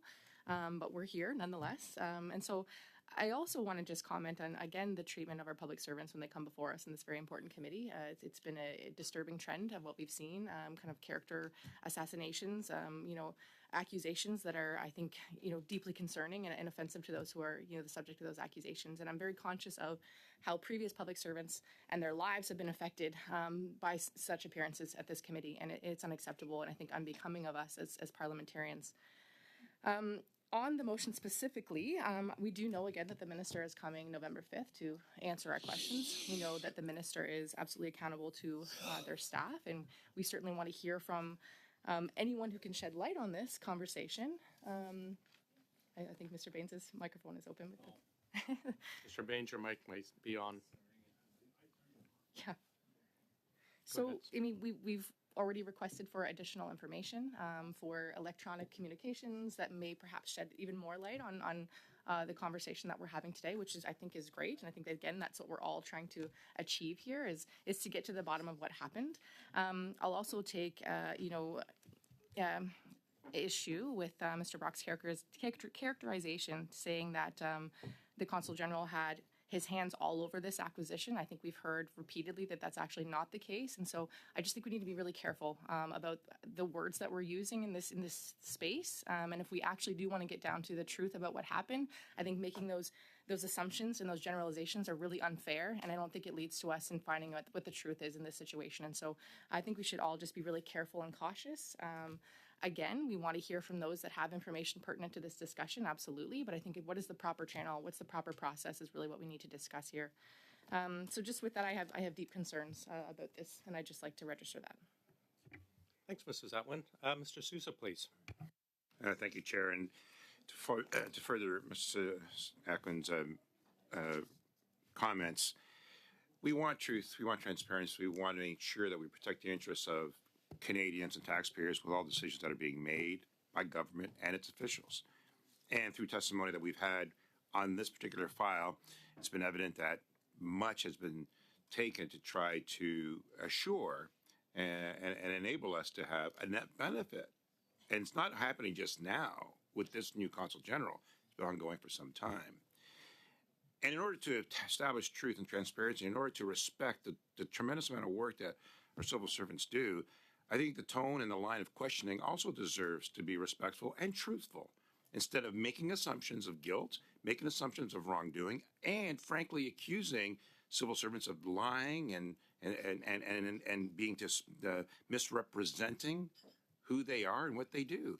So the line of questioning is also critical and important and needs to be justified too. And I think that in itself should be made with degree of a semblance of truth and in proper information. To jump to conclusions and act as some form of a kangaroo court is inappropriate and is not respectful to the citizens of this country, and when they deserve better from their representatives as well in that case, especially those that profess to be experts and professionals and experienced individuals of law.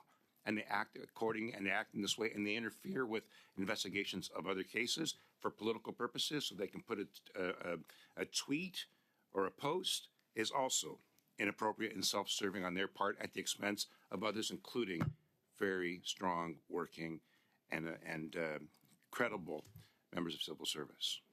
In regards to some of what has happened here and the discussions around the decisions, how it came to be that this purchase was made and who was involved and what engagements others may have played or not, ultimately the decision rests with a process. A decision was never made by the Minister of the Crown, and the decision was not made by a head of state who's only there temporarily. I mean, there's no net benefit to the individual in question that are who accusations are being made of. It's certainly appropriate for that person to be involved and to be aware of the process and to be aware of what's going to take place, because they're the head of the mission. They're engaged in that local community. And the notion of it being in some row and some residence relative to the others that are in question, there are other consul generals and other diplomatic engagements within that region at a much higher price. Like, this is inconsequential in comparison to the rest. So I think that was brought out. And if I'm not mistaken, Chair, there was 21 properties that were investigated, that were addressed, that were reviewed. So the suggestion, again, accusing and deliberating guilt and ensuring that there was wrongdoing because, 21 properties were reviewed and an assessment was made that this was probably the most appropriate because it provided greater savings to the taxpayers and Canadians. That, to me, seems appropriate. It seems appropriate that we would take every avenue to bring forward to make the best decisions. And of course, it would make sense we would use those that are there in the specific community involved and in that area.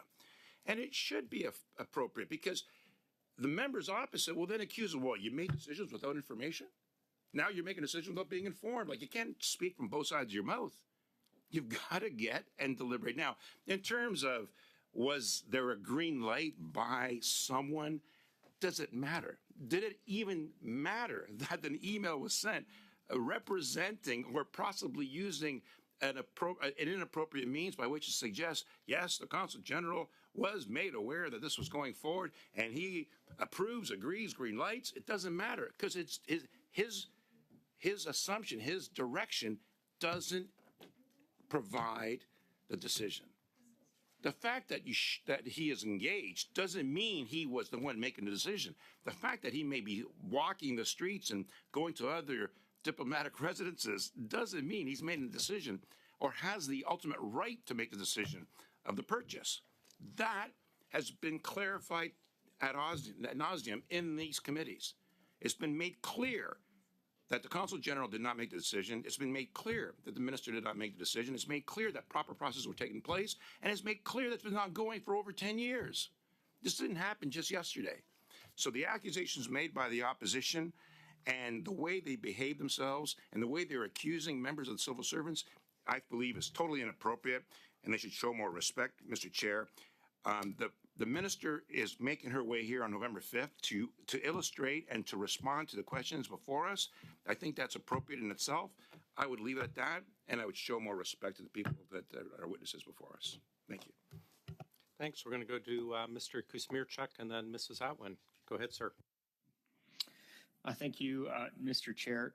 I've been following the sort of the line of discussion or that our Conservative colleagues are bringing forward, and it's obvious to everyone here that they're trying to distract from what is the point and the unassailable fact, which is that with this purchase of this property in New York, Canadians are saving $4 million with this transaction. $4 million Canadians are saving with this transaction. And in fact, with this new property, they will be saving a total of $7 million over a 20-year life cycle. That's what's important here. Canadians will be saving, because it costs half the cost to operate this new mission.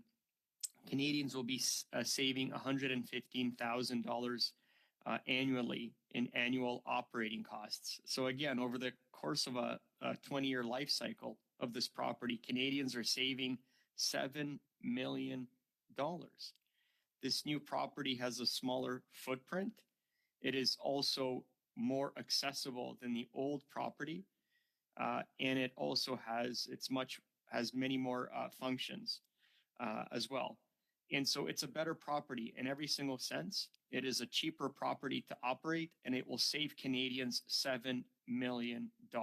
And so all of the discussions here, led by the Conservatives, are to try to distract Canadians from that very fact, which is that because of this transaction, real estate transaction, Canadians are saving $7 million.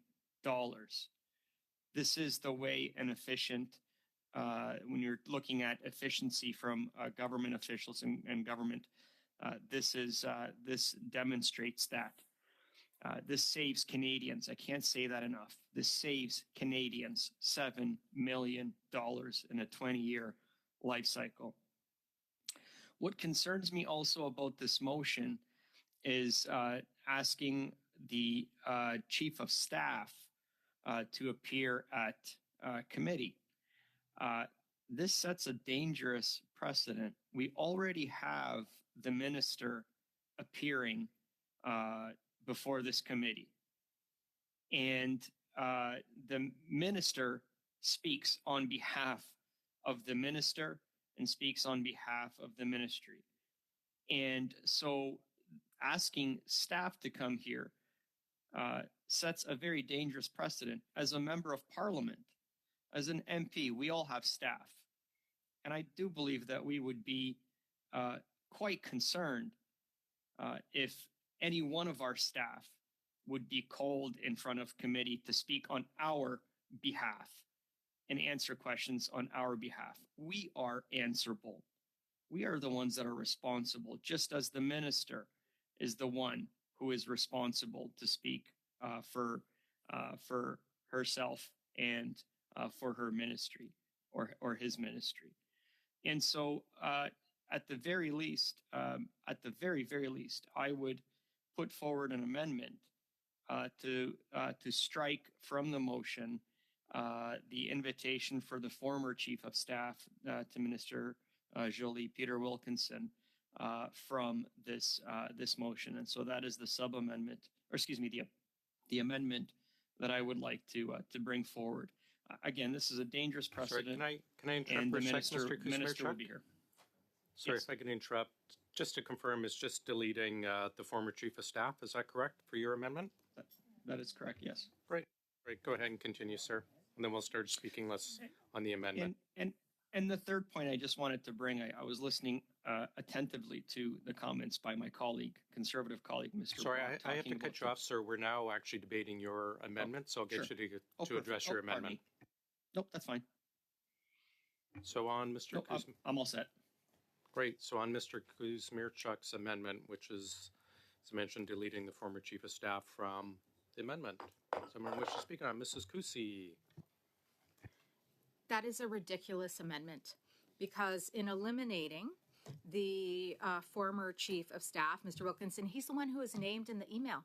The point of this motion is to determine who directed the poor witness who is still sitting in front of us here today, Ms. Nicholson, to use the terminology green light to provide the correctional email. Where did that come from? This motion is moot without Mr. Wilkinson, so we cannot support this amendment. Thank you, Chair. Before I continue, there's two chiefs. Sorry, my apologies, Mr. Kuzmierczak. There's two chiefs of staff. Is it Mr. Wilkinson or former chiefs of staff? Which one? I thought he said former. He made it very clear former. We have two former. Well, we have two former. Which one are you eliminating, Mr. Kuzmierczak? My apologies. I see one here.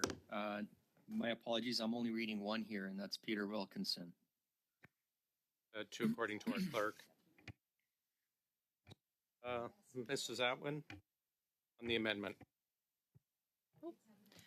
So again, it just speaking to the the precedent that we've said that we don't call chiefs of staff. Again, we know the ministers are accountable to their staff. The minister is coming. She will answer the questions that we need.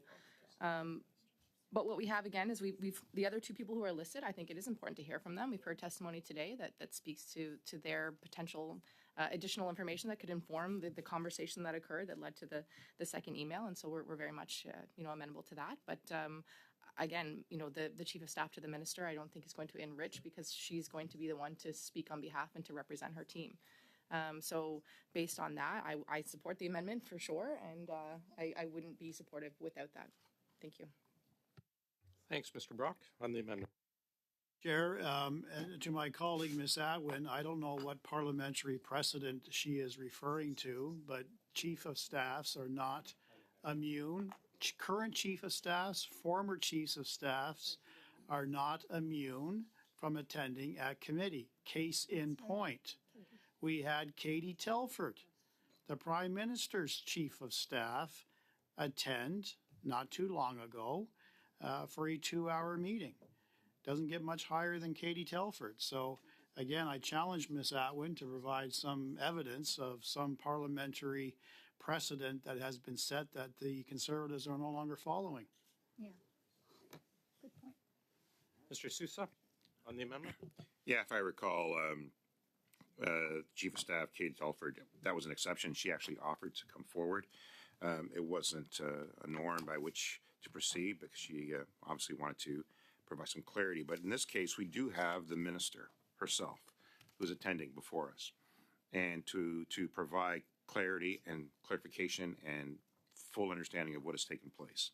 And the requirement here is to enable us to determine if proper processes were followed, if the procedures were done correctly, if there was any interference by any other party by which to proceed to do so, which have restrictions based on the way we process the transaction and the decision-making of the acquisition. And I think that's been clarified at some length today and throughout the previous testimonies. Question now becomes, we want to continue to prolong this process, to continue to promote some notion that there was a benefit to any individual as a result of this transaction, because that's the only incentive that would be made or be insinuated by the opposition. And if that person or any of them were not involved in the process into the termination of the ultimate decision, then it would seem that that was not likely. But fine, there is the right, and we and as members of this committee, it's appropriate for us to have full disclosure as to how things proceeded. And the minister herself is accountable to the actions of her staff and ultimately has those rights. And certainly the opposition makes that clear almost every time when they make wild accusations about various ministers and prime ministers in terms of engagement on files that they have no decision-making authority on ever. And yet those allegations and those connections are continuously being made, as they are trying to do again today. And that's appropriate because we have a right to determine how best to proceed and how best to clarify the process.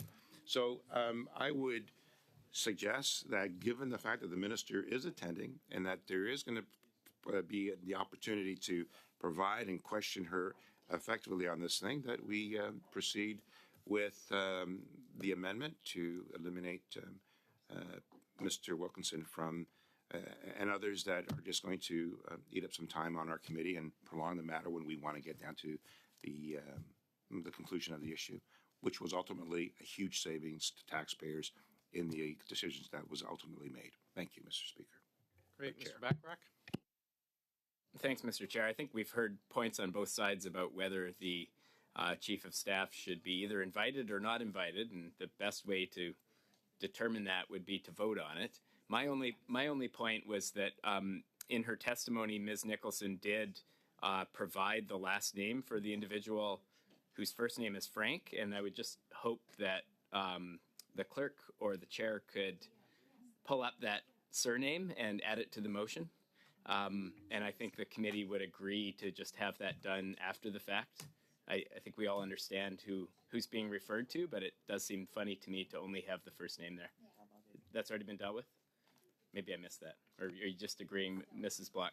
We're just kind of working on that right now. You're working on it right now. Thank you very much. But just to restate my interest in voting on the amendment, voting on the motion as amended or not amended, and then moving on to Mrs. Vignola's motion, because I do agree with Ms. Atwin that it's somewhat in poor faith to jump ahead of our initial decision to finish the rounds of questioning and then move on to her motion. Okay, let's do it. Amendment. We're clear on the amendment, which is eliminating Mr. Peter Wilkinson from Mrs. Cousey's amendment, our motion. Merci, Monsieur le Président. Alors, Madame Atwin, Thank you, Mr. Chair. Mr. Baines, Yes. Mr. Johari, Yes. Mr. Kuzmicek, Yes. Mr. Souza, Yes. Ms. Block, No. Mr. Brock, No. Ms. Cousy, Opposed. Madame Vignola, Pour. Mr. Backrack. Okay, so yeas 6, and nays contre, 4, 4. So the amendment carries. So we're back to the original, amended motion, which has deleted Peter Wilkinson. We'll start a speaking list on that, please. Or are we ready to move ahead? We're ready to move ahead? So on the amended motion, we'll just say that is accepted unanimously. Wonderful. No, I'm sorry? Okay, we'll start a speaking list on the amended motion. No, there's no point. It's fine. Will. So we'll say on division then? On division, thank you, yes. The amended motion, as put forward by Mrs. Cousy, deleting Mr. Wilkinson, which is amended, is passed. We finished up with Mr. Souza. We're now back to our original final rounds, which is Mrs. Cousy for 5 minutes, then Mr. Jouari. She moved her motion, and then Oh, that that's right. leaves Mr. me. Jouari for that 5 leaves me minutes. as the last one. Yes. Okay, go ahead, Mr. Jouari. Thank you. We Mr. have we have resources to 1:30, so hopefully we'll be able to get to Mrs. Vignola's. Yes, and I'll be very short. Yeah, the last 5 minutes. Okay, so thank you very much. Madam Nicholson, your words and your explanation was interpreted and portrayed as lies. And you're disrespected. And I'm giving you the rest of the 4.5 minutes, not to talk to us, but to talk to Canadians. Because it seems when you talk to us, we have certain ways of interpreting.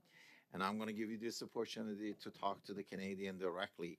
And once again, explain whether by green light you meant that there's no impact on the work that the head of the mission is doing on his work and on his personal life, and he did not have any involvement in the decision making or the approval.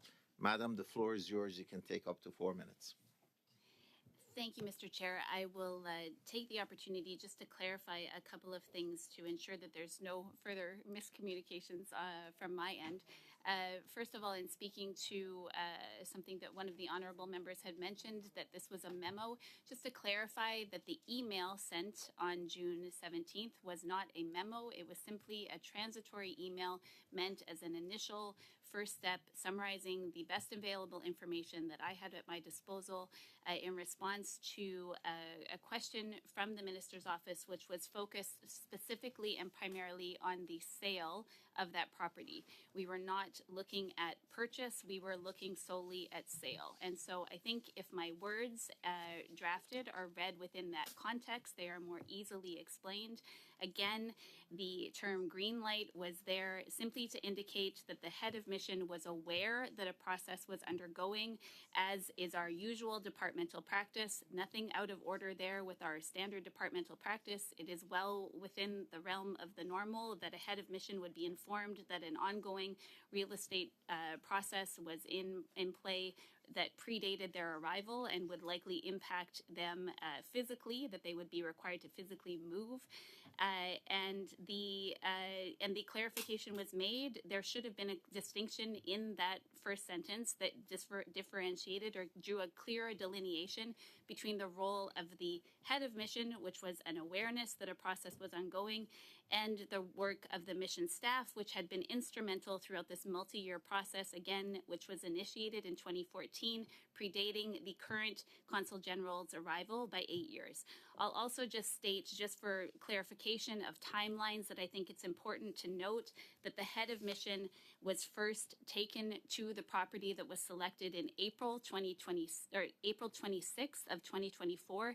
The purchase, the offer from the department to purchase was accepted on April 19th, predating his even seeing that property. I reference that because those site visits were taking place in April. My email was drafted in June of 2024 and July of 2024, long after the process and transaction had completed or had been initiated. Apologies. So just to clarify, the issue is actually far more simple than it might seem. There was an initial email that was drafted based on the information available at that time. There was, in an effort to summarize a very complex and vast process that spanned over 10 years, there was one line of a full-page email that was drafted in a way that, when taken out of context and applied to a purchase as opposed to a sale, could be misconstrued. But I would like to state again, for the record, happy to do so under oath, no one asked me to change any information. I received further information pursuant to that original email drafted on June 17th, relayed that information to the best of my ability to ensure that both my bosses and the Office of the Minister had the best available information. So again, just to clarify, everything to the best of my knowledge and the best of my understanding, as has been demonstrated and consistent through all testimony that has come before this committee. Just to clarify and reiterate, the head of mission was aware that a process was ongoing and was not in any way instrumental or in a position to take a decision, an actual decision, choosing a property. Thank you. Thank you, Mr. Joiri. Witnesses, thank you for being with us. Thanks for your patience as we work through the earlier motions. You are dismissed. We're now restarting Mrs. Vignola's motion. I'll start a speaking list. I see Mr. Bachrach, and then Mr. Berthold, and then Mr. Souza. Thank you, Mr. Chair. On this motion proposed by my colleague, Ms. Vignola, I think there are 2 points I'd like to make. The first one is that we certainly have substantive comment on the substance of the motion and this attack on the Governor General based on her proficiency in French. However, I think the main point that I'd like to make is just that this is better placed at the Official Languages Committee. Looking at it, I don't see a very close tie-in to the mandate of this committee. And so based on that, and with all due respect to my colleague, I would move that we adjourn debate, and I would encourage her to make this motion at the appropriate place. We will turn it over to our good friend, the clerk. And we'll have a quick vote on the motion to adjourn the debate. Merci, Monsieur le Président. Alors, Madame Atwin. Yes. Mr. Baines. Yes. Mr. Joiri. Yes. Mr. Kusmirchek. Yes. Mr. Souza. Yes. Ms. Bloch. No. Mr. Brock. No. Ms. Kuzi. Against. Madame Vignola. Mr. Bachrach. Yes. So, yeas pour 6, et nays contre 4, 4. So I'm sorry, 6 nays? 6 yeas. 6 yeas. Yeah, So, yeah. so that we are, the motion is adjourned then.